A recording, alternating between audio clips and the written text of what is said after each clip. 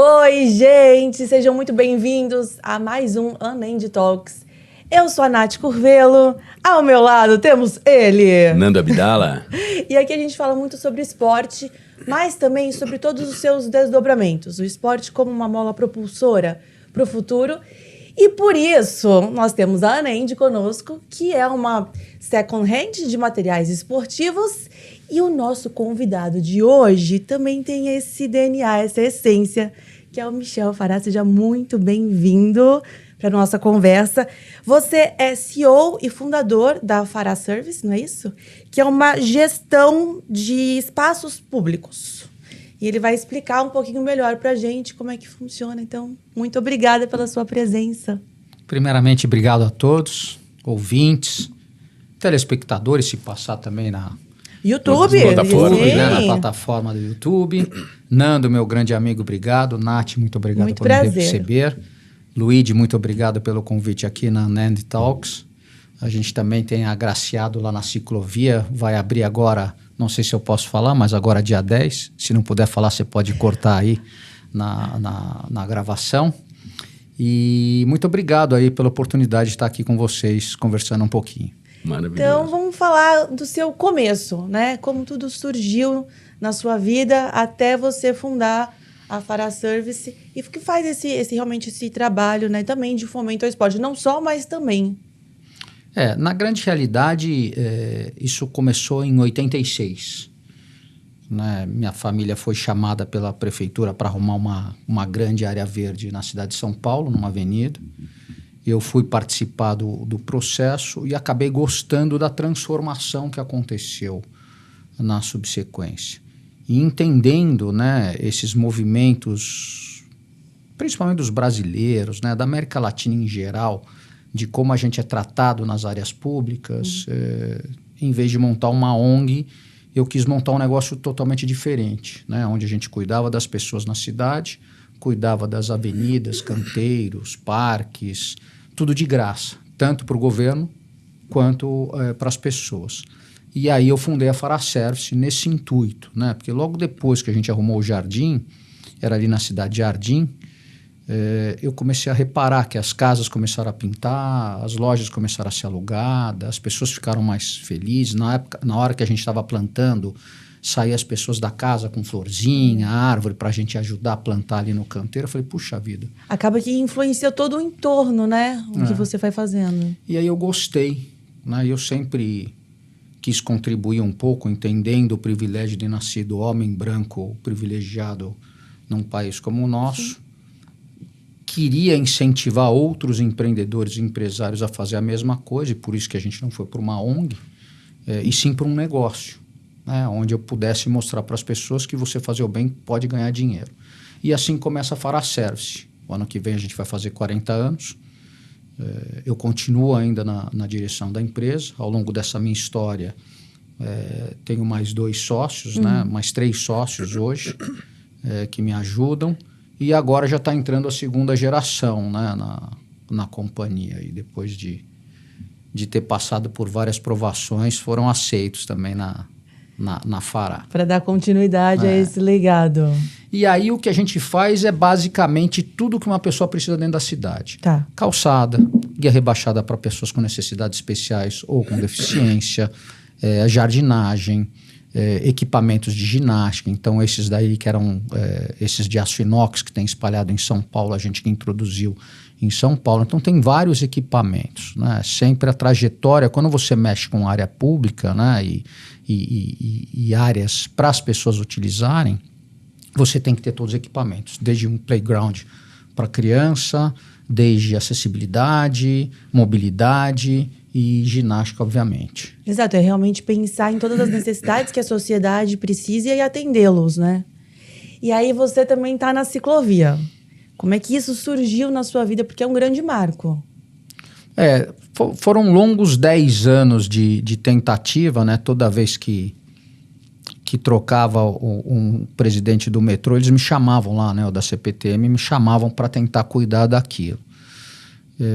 E num certo momento aquilo coube dentro da nossa gestão e a gente acabou adotando a ciclovia. São 22,5 km, né? Uma extensão muito grande.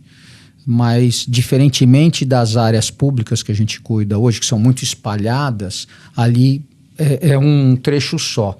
Então, no final, esse grande desafio, né, se tornou uma coisa muito dinâmica na manutenção, foi até um pouco mais fácil do que a gente imaginava. Hoje a Fará cuida de 120 milhões de metros quadrados no Brasil. Eu vi, vocês estão em mais de várias cidades, não é isso? Várias cidades. São Paulo, Salvador, Serra Grande, né, num parque que a gente acabou de ganhar, que é o estadual Serra do Conduru, o Parque Estadual Serra do Conduru, é a maior biodiversidade do planeta. Né? Caramba. A ciclovia hoje, junto com o Bruno Covas, é o maior parque linear da América Latina. É o maior projeto de ressignificação humana, restauro de flora e fauna, né? E fora a limpeza do rio, que obviamente é o governo que vem fazendo, mas muito demandado também com a quantidade de pessoas que a gente está trazendo para o Rio, que é isso que a gente tenta fazer, né? Provocar o que nós, pessoas, podemos fazer, né, para melhorar cada vez mais. Em 2020, quando a gente ganha o contrato da ciclovia, até meus funcionários, meus sócios falaram, pô, você vai quebrar a empresa. Né? Só que... Então, isso que eu falo, quando vocês recebem isso, como é que vem para você? Digo no sentido de, vai ser um desafio novo. Você sabia o que você poderia fazer por ali? E na pandemia, né? Exato. Tem essa ainda. Foi o... Exatamente, 2020, verdade. Então a gente assina dia 20 de fevereiro E logo depois... de 2020, né? E em março... Acabou, Lockdown. Né? E ali foi engraçado, né? Porque quando o governador fecha as ciclofaixas, não ciclovias, ciclofaixas e parques, essas coisas, a ciclovia, que não deveria estar fechada, tinha saído na gestão passada um erro de nomenclatura no edital. Então saiu ciclovia em vez de ciclofaixa em vez de então ciclovia. Ela foi abrangida nisso. Então ela foi abrangida. Obviamente a gente percebeu o erro, claro, né, no título, né, porque depois todo o resto mencionava a ciclovia, mas aí eu particularmente percebi que o nosso problema ali na ciclovia não era o dinheiro para trazer ali, né, não era arrumar o asfalto, arrumar os banheiros, e sim a convivência lá dentro. A convivência, eu acho que foi o pior e o maior desafio que a gente teve, porque a gente chega lá, você tem 16 concessionárias que trabalham lá dentro, né? Isacetep, EMAI, DAE, e aí uma série de Petrobras, Sabesp, Enel, que usam aquele espaço para serviço. Você tinha os ciclistas que utilizavam aquilo para mobilidade, para transporte de um ponto A para um ponto B, para ir trabalhar, para ir para o Como mobilidade humana mesmo. Como uma mobilidade ativa humana. E você tinha os ciclistas de alta performance. Então era uma guerra muito terrível, né? Numa condição muito desumana. Então, cheio de buraco, um brigava com o outro porque o carro achava que era dele, a bicicleta achava que eram deles. Os ciclistas se discutiam entre si, porque eu ando de moto, né? E na moto todo mundo se ajuda, né? Na bicicleta eu não vejo esse movimento, são tribos, né? Então o cara que é de mobilidade ele se ajuda, o cara que é de alta performance se ajuda, mas entre eles um quer discutir com o outro, né? Não estou falando da maioria, não generalizado, mas assim, eles foi... não se conversam, né? E ali eu me lembro muito, não sei se pode falar um pouquinho de palavrão aqui, mas ali parecia um sexo oral, né? Então as pessoas passavam e se xingavam. Era uma guerra ali.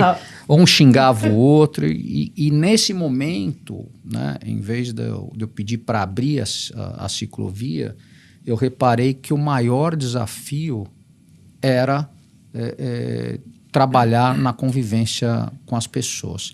E aí chamei uma turma muito boa, né? Então eu conhecia alguns professores, né, treinadores de bicicleta, né? Eu conheci ali, aí foi muito importante a Renata Falzoni, o Bike Zona Sul, que é o Thomas, o Paulo, o Bike Zona Norte, Bike Zona Leste, então todos acabaram nos ajudando, e a Érica Salum, né, saudosa Érica Salum, que era jornalista da Folha, escreveu uma coluna, hoje até conseguiram fazer um bom trabalho, e uma das nossas passarelas ali chama a Passarela Érica Salum, né, jornalista Érica Salum, que dá acesso à ciclovia.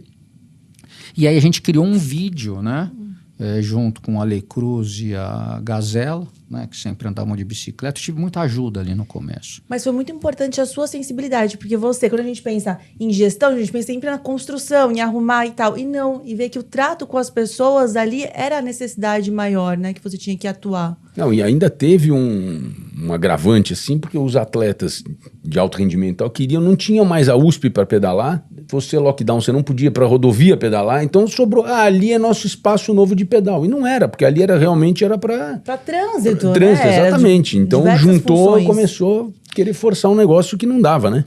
E aí saiu um grande vídeo muito legal, né, que chama Convivência na Ciclovia. Nessa união de esforços. Na união, e vocês aí fizeram mudou vídeo. tudo. E aí, quando eu percebi que a gente conseguiu trazer isso, e aí o que o dinheiro depois pôde comprar, aí a gente começou a fazer, Sim. né?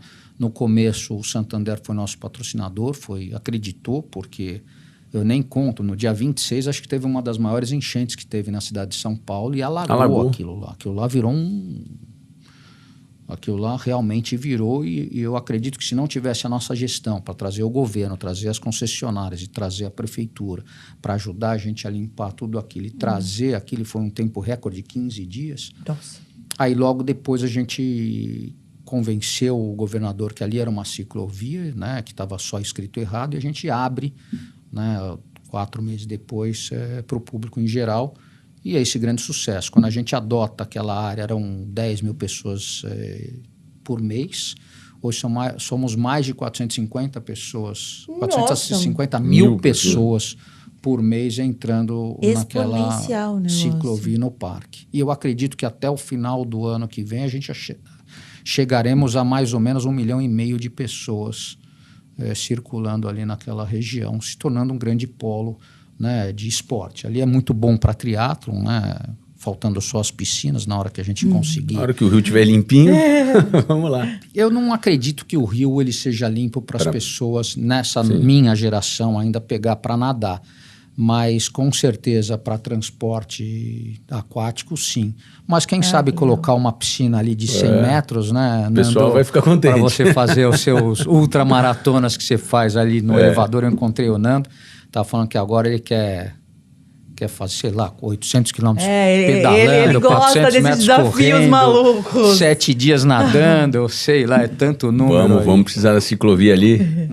E aí a ciclovia, então, com certeza impactou uma enorme gama de pessoas, e também os atletas de alta performance que agora vêm ali um lugar que eles conseguem se desenvolver, praticar atividade. Você percebeu isso muito facilmente?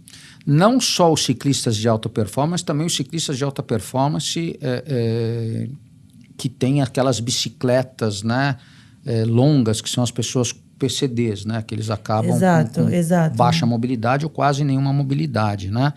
Então, hoje a gente tem lá o Aranha, tem o Lipe. Então, você tem um trato com os para-atletas também muito importante, né? Para nós sempre foi muito importante isso.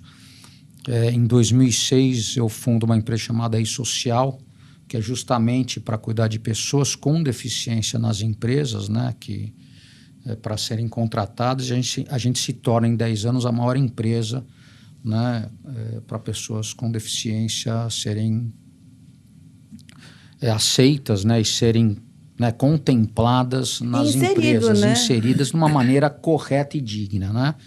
E para nós isso sempre foi um foco muito, muito pontual, né? Que a gente sempre quer tratar. Então, a primeira coisa que eu fiz na ciclovia, e aí foi realmente... De mão de obra, assim, você diz? Decisão foi arrancar as lombadas, né? Foi uma guerra no começo, né? Porque o ciclista queria, o outro não queria, vai ficar perigoso, os caras vão passar aqui por 50 por hora, e pro cadeirante não tinha como ele pedalar, treinar com a lombada ali no meio. Então, no começo eu fui muito criticado, né? Porque, você que absurdo, tirou para o carro correr, para o ciclista correr, e o restante eu falei, não, tirei por causa das bicicletas adaptadas, né, para os cadeirantes poderem estar treinando, porque a bicicleta, como ela é longa, quando ela passava na lombada, ela raspava todo assoalho, o eixo, né? E o assoalho, e aí inviabilizava. Hoje a gente tem lá, sei lá, mais de 20, 30 bicicletas, né? É o treino oficial ali. Então, para nós foi muito importante com que todos pudessem participar dessa reconstrução, né? Então, eu digo que foi um trabalho em conjunto, foi um trabalho muito massivo. No começo, como tudo, a gente teve algumas críticas e hoje a grande maioria nos ajuda, né? Quem estava no começo. E como eu falei, né? É escutar. Eu acho que o maior trabalho que a gente fez lá foi escutar as pessoas que trabalham, né? As pessoas que transitam e os usuários e frequentadores da ciclovia. Na hora que a gente conseguiu escutar todo mundo, inclusive quem trabalha lá dentro, eu acho que ali deu esse boom e realmente talvez tenha sido o melhor trabalho da minha vida, né? Porque ali, né, porque ali são várias tribos e agradar todo mundo é difícil, mas tá chegando, né?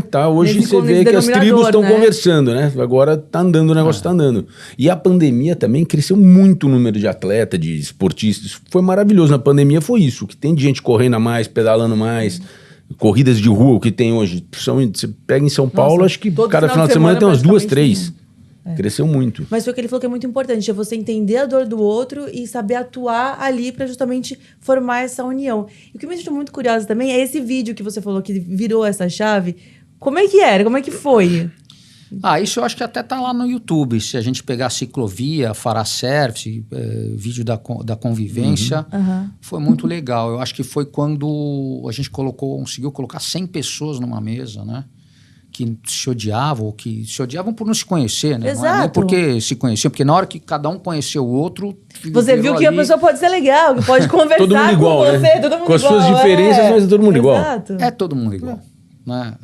Obviamente, e a gente tem que aceitar as diferenças de todos, né? Cada um no seu jeito, mas se respeitando, que é isso eu acho que a gente conseguiu passar. Você acha que esse é o principal, então, projeto da sua vida? Eu acho. E assim, a Fará sempre foi sobre isso, né? Fará Service, a gente gosta de prestar serviço, sempre foi em trazer a humanização para as nossas áreas. Eu digo que a Fará não é uma empresa capitalista, a gente é uma empresa humanista. A gente foca nas pessoas, mas obviamente a gente obtém o lucro, né? Como segunda prioridade, porque riqueza a gente não pode limitar a riqueza só num papel, né? Numa moeda. Né? A riqueza para nós tem que ser outra coisa, né? Tem que ser o convívio, a família, os amigos, você impactar pessoas que você nunca vai conhecer na sua vida. Eu acho que esse é o principal objetivo da Fará, impactar pessoas que a gente nunca vai cruzar na nossa vida.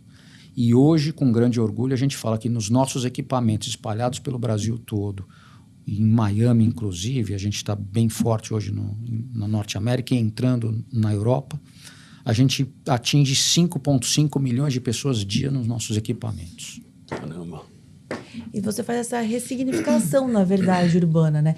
Isso você disponibiliza para as pessoas, porque todo mundo tem acesso, com investimento privado. 100% privado. Tá. 100% privado. Isso desde o começo? Desde o começo. E nada contra, foi um modelo que a gente quis trazer. E viu, né, que foi dando certo. Um modelo de graça para as pessoas e de graça para o governo. Então a gente detecta como é que a gente pode trazer mais recursos, respeitando, né, e não privatizando as áreas. Né? E nada contra a privatização, nada contra a concessão, nada contra a licitação. Eu participo também agora de concessões e licitações de parques, e as pessoas às vezes muito confundem com privatização. Privatizar é você comprar uma área pública e ela se torna sua. Né? A concessão ou licitação pode ser onerosa ou sem ônus. Onerosa, você cobra uma taxa da prefeitura para cuidar, então ela ajuda um pouco, que é uma PPP, e a sem ônus você acaba não trazendo nenhum recurso do governo, inclusive levando recursos para o governo. Né? Então, dependendo do modelo de negócio, quando não é uma privatização, o resto a gente presta serviço para a comunidade e para o governo. Então, hoje a gente tem 3 concessões aí, o Parque Trianon, né, o Mário Covas e a Praça Alexandre Guzmão é uma concessão, que a gente cuida do parque, e ali a gente quer trazer um modelo diferente de concessão, e é isso que eu venho discutindo muito com o governo, esse modelo de licitação para parques que foi criado, eu discuto muito isso, eu acho que o modelo está muito errado, porque a forma de receita que o governo enxerga para o privado e o que o privado hoje enxerga é exploração financeira do local, né? Então, é cobrar a entrada, cobrar estacionamento, cobrar colocar isso para a população e você não vê desse jeito.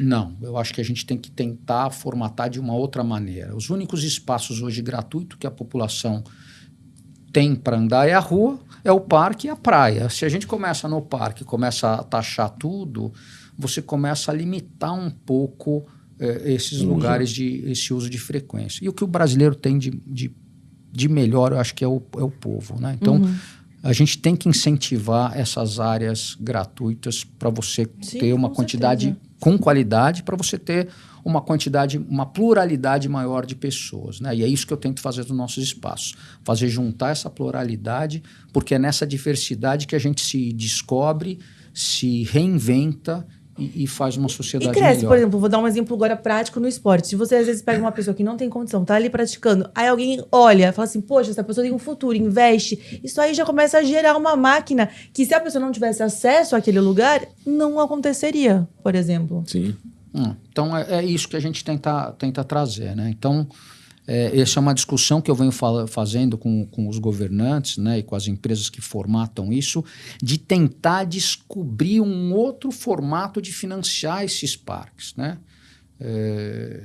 Que não seja através de vender lanche, de vender loja, de colocar painéis publicitários, de uma outra maneira que você tenha banho de floresta. Mas você já tem alguma coisa em mente, assim, ou ainda realmente vocês precisam tirar isso de algum lugar? Não, a gente pegar uma ideia, já deve ter alguma coisa. Obviamente a grande maioria ainda não foi descoberta, então é isso que a gente tenta, né, de redescobrir, né, nós somos desbravadores, né, não é empreendedores, né, o que eu falo na Fará. Então, a gente já descobriu algumas ferramentas, né? Como um banho de floresta, né? Que isso já existe, mas não é implantado no parque. As empresas têm que entender que isso pode ser. Como é que eu trago um grande banco, uma grande instituição, uma grande marca de alimentos numa área onde eu não vou ter nenhum impacto visual, e sim o cara perceber a qualidade mental que a gente vai trazer do cara entrar numa área e ele poder relaxar naquele momento e no final ele recebe uma comunicação que foi aquela marca que deu aquele prazer. Já é comprovado que de 5 a 15 minutos num banho de floresta você sai revigorado. A gente tem aqui na Paulista 60 mil metros quadrados de Mata Atlântica espetacular. É uma paz ali dentro muito grande. Né? Ali a gente está criando agora, junto com o Instituto Life, o crédito de biodiversidade, né? Diferentemente do crédito de carbono, o crédito de biodiversidade é você preservar matas e preservar a fauna, né? Para que isso traga benefícios, e hoje a gente já está conseguindo metrificar. Então, no Parque Conduru, a gente é a primeira empresa, primeiro parque no mundo concessionado a ser certificado e a ter esses créditos de biodiversidade, que agora a gente está conversando junto com o Arapiaú, que é um instituto do Guilherme Leal. Eles vêm contribuindo muito, né? Porque como eles estão naquela área com a dengue, né? Eles estão contribuindo muito nesses estudos com a gente. O próprio pessoal vem ajudando, inclusive financeiramente, para a gente tá trazendo esses estudos, e a gente foi o primeiro parque a realmente detectar que isso pode ser viável, né? Então, só com o crédito de biodiversidade eu consigo manter o parque o ano inteiro e ainda sobrar dinheiro para fazer investimentos de melhorias, ali, né? Sem a gente ter que colocar nenhuma lanchonete, nenhum outro tipo de equipamento, né? Porque quando você está falando num parque de preservação natural, se eu tiver uma lanchonete... Já descaracteriza, né? E pior, né? Eu tenho elementos lá, por exemplo, todo ano é descobertos de 2 a 15 elementos não catalogados no mundo, que pode trazer curas. Imagine o ano inteiro caindo ketchup, nada contra o ketchup, hein? Eu gosto, eu ponho no meu sanduíche ketchup. Mas no lugar certo, né? Mas no lugar certo. Cai no chão uma formiga, né? A gente tem uma formiga lá que ela tem uma enzima que pode ajudar no mal de Parkinson. essa formiga consumindo ketchup durante 30 anos, ela vai passar câncer, ela não vai ajudar em nada. Então, nesses parques, a gente tem que tomar cuidado, porque só pode ter água, sucos da região e sementes da região. Né? Não, você falou, muda diretamente a biodiversidade ali, o impacto é muito grande. É demais, né? Então, por exemplo, outro dia a gente estava aqui no Parque Trianon, o cara levou uma jaca, estava comendo e achou que era legal jogar o caroço da jaca ali no meio da... A jaca não é nativa, né? Ela é da Ásia, então ela é uma árvore que não pode estar naquele ambiente. Não que eu não adoro jaca, quero deixar Nada contra a jaca, mas ela não é dali. Mas a gente aqui acostuma, né? A gente foi colonizado pelos portugueses, todo mundo sabe, obviamente, e Dom Pedro II trouxe várias espécies europeias para cá, que são essas ornamentais, essas exóticas, né? Que a gente acostumou. Nós temos, sei lá, mais de 5.000 espécies de plantas, a Europa tem 400, e a gente não consegue achar nenhuma planta nativa, né? Isso vem mudando radicalmente, ainda bem, e a gente tenta, nos nossos espaços, trazer toda essa regeneração. Né? Sim, então, e valorar o que é nosso também, né? E preservar o que é nosso. Não deixar mais coisas de fora. E a gente estava falando de fauna e flora, eu sei que tem um projeto das capivaras na ciclovia. Tem. Como é que é isso? Essa é uma doida, que eu sempre falo, amiga nossa, né? A Mariana Aidar, que, como eu falei, né? Foram vários anjos ali, né? O ciclista verde, né? A própria Gazela e o Ale Cruz, a Mariana, são anjos que passaram na nossa vida ali e quiseram contribuir. Então, ela é uma amante, né, dos animais. A gente com problema, né, de ter que fazer aquela pesquisa nas capivaras, porque se elas tiverem, né, a febre maculosa, a gente tem que fechar o parque. Toda segunda-feira e quarta-feira, a Mariana, com uma equipe de 5 pessoas, onde a gente tem pesquisadores da USP, mais veterinários, a gente faz um trabalho, né, de pesquisa nos carrapatos e nas capivaras para ver se elas estão tudo ok. E esse foi um trabalho muito interessante, né? Uma ONG, né? Então, quem quiser ajudar a Mariana, ela vai adorar. Vocês aí que estão nos vendo por favor. E nos escutando, por favor, ajudem. A gente coloca aqui na descrição, vai aparecer. Pronto. Projeto CAP, é isso aí, Nath, obrigado. E a gente aumentou de 42 espécies que viviam ao longo do rio para 72 espécies. Né? Obviamente, com o trabalho também do governo de limpar o rio constantemente, a Sabesp ali incansavelmente, da EMAI, né? Com um trabalho constante ali, com a ajuda da população contribuindo, né? Apareceram peixes que não tinham mais, o mergulhão fazia 15 anos que não estava lá, né? Cágados, tartarugas, capivaras. A gente tem uma população hoje de mais de 120 capivaras ali na região, onde a Mariana chama cada uma pelo nome. E tem até uns mirantes ali, né? Legal, você passa ali para parar a bicicleta, curtir, tem um espaço legal ali para olhar. E olha que legal, ele aumentou o número de pessoas ali e conseguiu também aumentar a biodiversidade do lugar, que numa coisa não pode ser antagônica à outra, elas convergiram. Não é porque normalmente você aumenta o número de pessoas, diminui. Né, o impacto ambiental é um significativo, mas nesse caso não, conseguiu até que conciliar e aumentar, né? É verdade. São Paulo tem essa dinâmica, né? A gente acaba tirando as plantas e elas afugentam, né? Existe um tipo de palmeira que você planta, que você atrai o tucano do bico verde, que ele passa por cima de São Paulo, só que ele não desce porque não vê alimento. Então, na hora que você planta, ele desce, né? Que é o trabalho agora que a gente está fazendo na cidade, reposicionar. Então, hoje nas nossas áreas, a gente trabalha somente com 100% de plantas nativas, né, da região, porque também não adianta ser nativa de outro lugar que não vai funcionar aqui. Né? Então, é nativas da região. Algumas que a gente ainda não está conseguindo, a gente vem trabalhando com a Secretaria do Verde e Meio Ambiente, tanto do município quanto do estado, para a gente ir fazendo essa mudança, né? Às vezes ela não é tão rápida quanto a gente deseja, porque você tem outros tombamentos, os tombamentos históricos, né? Então, por exemplo, no Parque Trianon a gente tem um tombamento histórico, que é um projeto do Bollé Marx. Só que eu falo o seguinte, na época que ele fez, as plantas que tinham lá, e os estudos não eram tão avançados, né? Ninguém entendia a preocupação. O que a gente está discutindo agora, tanto que a gente vai estar buscando, né, o Instituto dele, tanto com IFAM, com Presp, com DEFA, descreveu o seguinte: o Burle Marx é o desenho com cores, que você pode substituir por plantas, né? Porque ele não falava aqui tem que ser essa planta, e sim aqui tem que ser esse formato e nesta cor. Entendi. E a gente tem de sobra plantas né? que respeitam o que ele queria. Para colocar. Só que é um trabalho, né? Da gente estar trocando essas plantas por outra. E aí, mas você, como paisagista, tem esse olhar também.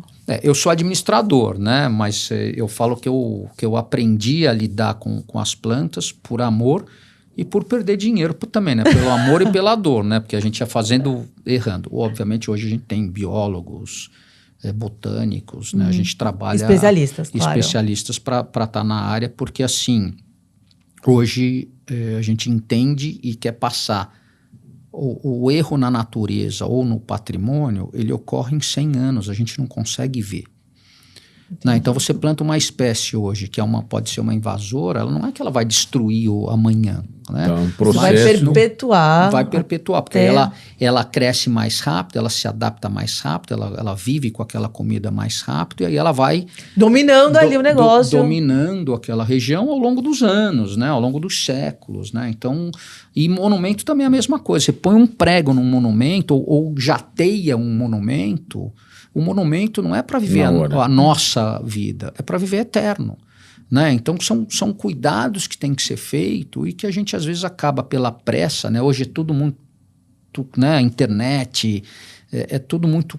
as coisas muito rápidas. Né? Você não aguenta. Hoje eu sempre brinco. Tem dúvida, pergunta para o ChatGPT, pergunta para o Google. Você não fica mais com dúvida. É tudo na hora. Né? E aí você quer os resultados na hora. Né? E aí, muitas vezes, quando é muito longe, a gente perde a percepção.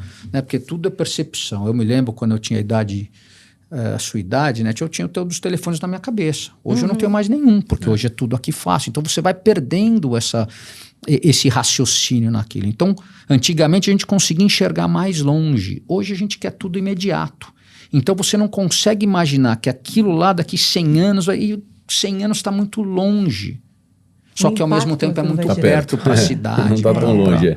Não está tão longe. Né? Então, esse é o trabalho que a gente tenta. Obviamente, a gente não é radical, então a gente tenta escutar todo mundo, a gente tenta nos fazer percebido, né?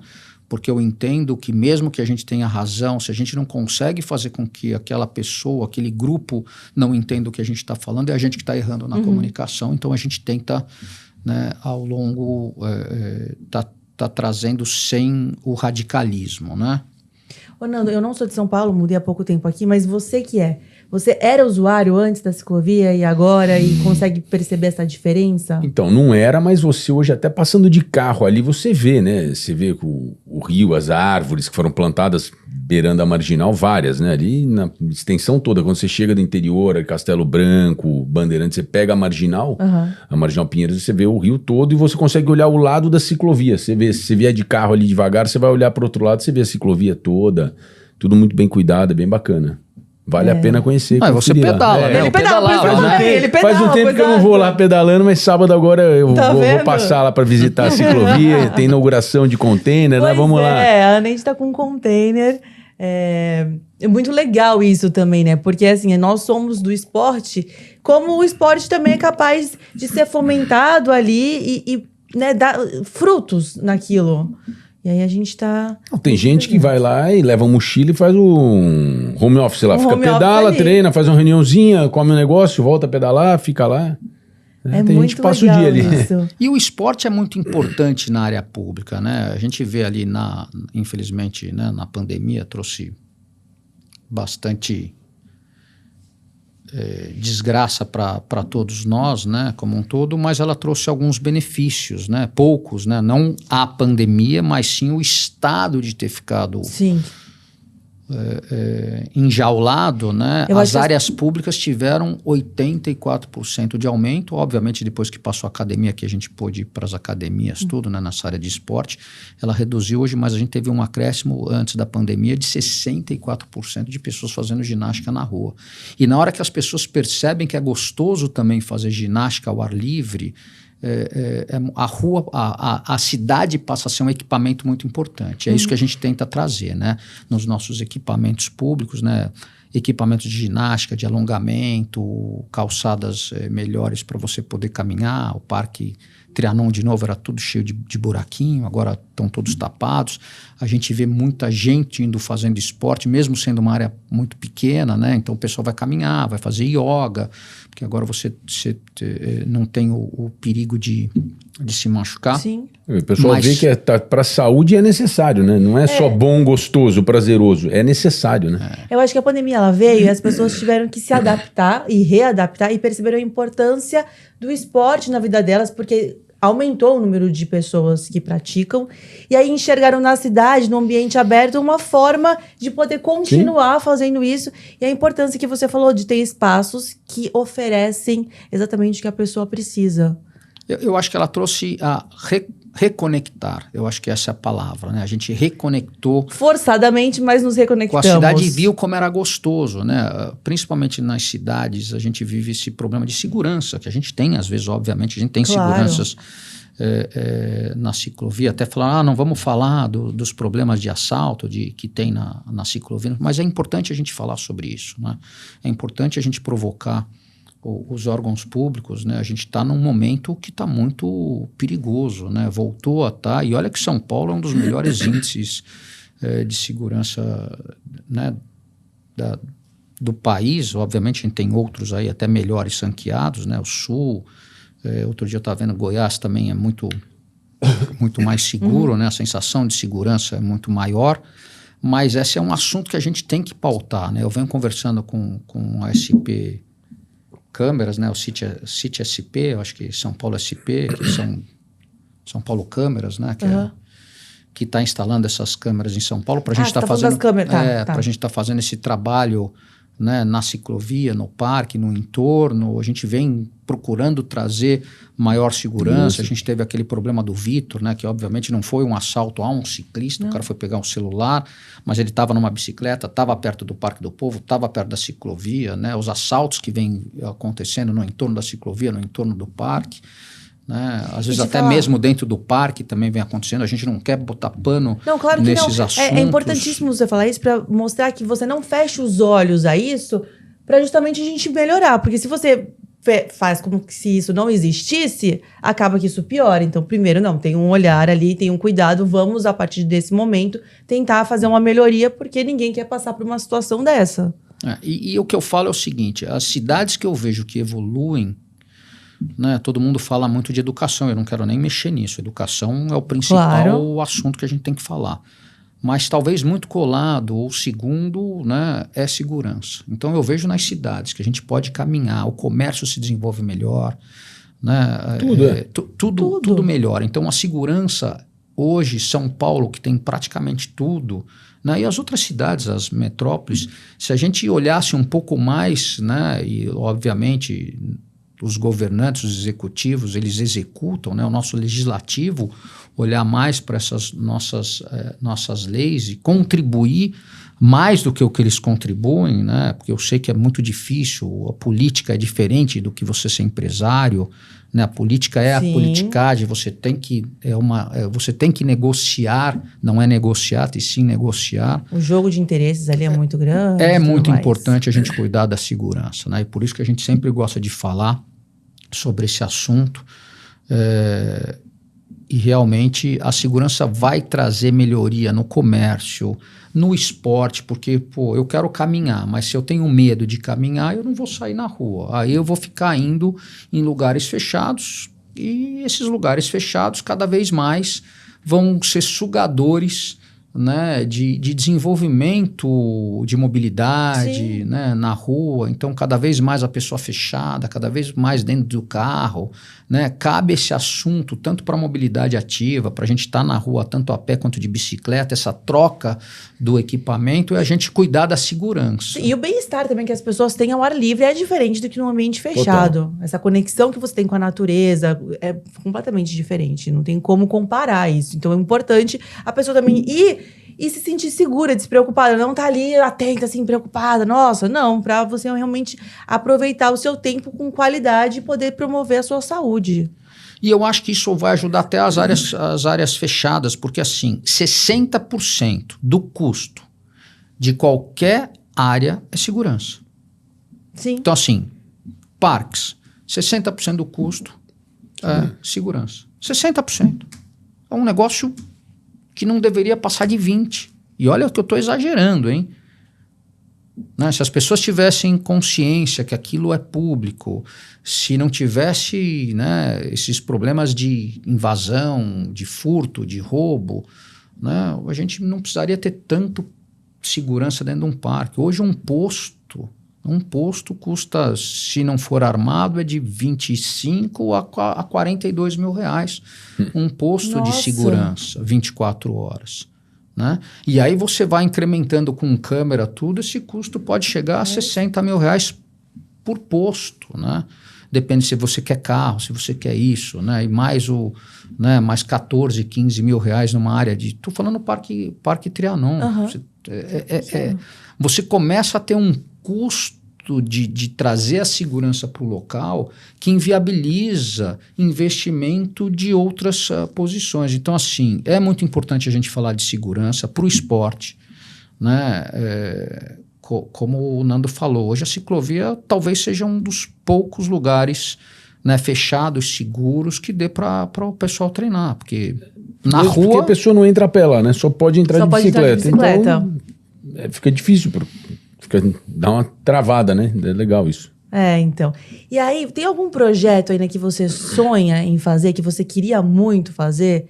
Ou alguma coisa ligada ao esporte, você fala assim, puxa, seria muito legal se isso aqui tem essa necessidade?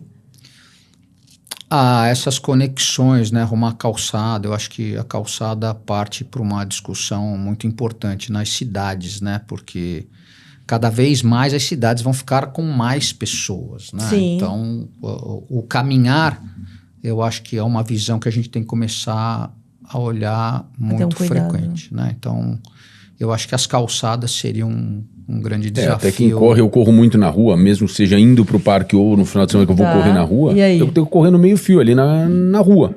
De olho nos carros, sempre na contramão para ver o que está acontecendo, porque a calçada, você pega um buraco, se você estiver distraído, você vai pro chão. É lesão, fato. É isso que acontece. Em bairros bons, hein? Você vê, não é que eu tô falando lá atrás, coisa boa, você vê que tá ruim mesmo. Não, uma pessoa chique. Não, tá ruim mesmo. Você pega Nova York, agora lançou na própria Quinta Avenida, eu acho que eles vão fazer 5 quarteirões, eles vão aumentar a via de pedestre. Caramba! Aumenta, a calçada lá já é larga. A calçada já é larga. E eles vão aumentar, mas acho que vão tirar mais uma faixa de carro. De carros para colocar. Então é esse olhar. Mais de 1 metro, Pois é. Então, assim, é importante a gente hoje ter calçadas, né? Canteiros centrais para bicicleta, calçadas com uma área de caminhabilidade, uma área para pedestre, né? Para passeio. Na verdade, a gente põe isso, é importante, é o mínimo, né? O cara paga imposto, paga IPTU, outro quer passar, não tem onde passar. Chega a ser vergonhoso, tem que ter. A gente tem calçadas hoje que foram construídas para colocar poste, né? Que loucura isso, né? Porque não passa uma pessoa. Não né? passa. É impressionante. Mas isso é uma questão de vamos foco. arrumar. Então vamos arrumar. Vamos. Esse é o próximo desafio. Talvez essa provocação tua, Nath, seja importante. É a gente olhar mais para as calçadas. E pessoalmente, você gosta de algum esporte? Ou você gosta de assistir alguma coisa? Olha, eu fui do esporte quando jovem, né? Hoje eu tô com 57 anos. Até jovem. Meus 16, 17, eu cheguei à faixa roxa de jiu-jitsu, eu gostava muito. E depois eu fiquei sedentário por muitos anos. Acabei de perder 22 quilos aí desde setembro, tomando 22 obviamente quilos? Não, mas com ajuda, né? Mas e voltei pro esporte depois de muito tempo. Muita gente fala, mas você perdeu peso, você não tem medo de perder músculo? Eu falei, mas um cara com 20, 30 quilos a mais, ele não tem nada, né? Então, eu tô começando de novo, tô gostando. Eu brinco que eu tenho um personal trainer muito bacana, que é o Paulo Bach da Artefato, que me pegou ali e falou, vou te ajudar a voltar a gostar de fazer esporte. Então, eu tô indo na academia, tô gostando de fazer musculação. Que é ótimo. Muito maravilhoso. Já tenho muita vontade de pedalar, porque eu vejo meus amigos pedalando, eu queria pedalar só para ficar Pra curtir provocando também, o ué. pessoal, Lugar você já né? tem, né? Só falta O lugar começar. apropriado ele já tem. Bicicleta, tô sabendo que já tem várias. Você sabe que na ciclovia é engraçado, né? Eu tentei já com a minha esposa pedalar lá, mas para mim é difícil, porque aí eu tô pedalando, eu vejo uma coisa que eu quero que melhore, aí eu paro, aí peço para arrumar, chamo o cara, então para mim ali eu não Você não consegue consigo curtir. dar cadência. Não, curtir eu curto, porque eu curto quando eu paro para arrumar, Tá. né? Ai, mas você eu curte não o trabalho. consigo dar cadência, né? Dá o ritmo, assim, você não dá o vai. Você vai, ritmo. aqui, ó, tem um problema, já vai querendo resolver. Ou tem uma solução, porque às vezes você olha um lugar, não é nem o problema, é a solução que você vai trazer, Verdade. porque isso é o que me encanta mais, né? Você olhar, né? Agora a gente, esse final de semana, teve o último dia lá do King's Day, da Amstel, que é aquela balsa que anda no rio. Pô, cada vez que eu tô dentro do rio, né? Que eu achei que a gente nunca ia poder andar naquele rio. Pô, tem cada coisa que a gente olha, a cidade do outro lado, novas descobertas, novos desafios, né? Mais pier, mais área de descanso, mais área de lazer, mais árvores para plantar. Então você vai descobrindo essa, eu acho que me fascina muito mais do que ver um erro, porque hoje a nossa equipe da Fará, eles administram com muito amor os locais. Então os erros, eles mesmos, eles enxergam melhor do que eu hoje, né? Mas é mais esse tesão mesmo, né? De ver esses novos lugares para trazer mais pessoas para poderem estar usando esse local. E a Fará, ela atua em quais pontos aqui em São Paulo? Ah, é muito. São muitos pontos. São muitos pontos. Só em São Paulo são mais de 20 milhões de metros quadrados que a gente cuida, não contínuo.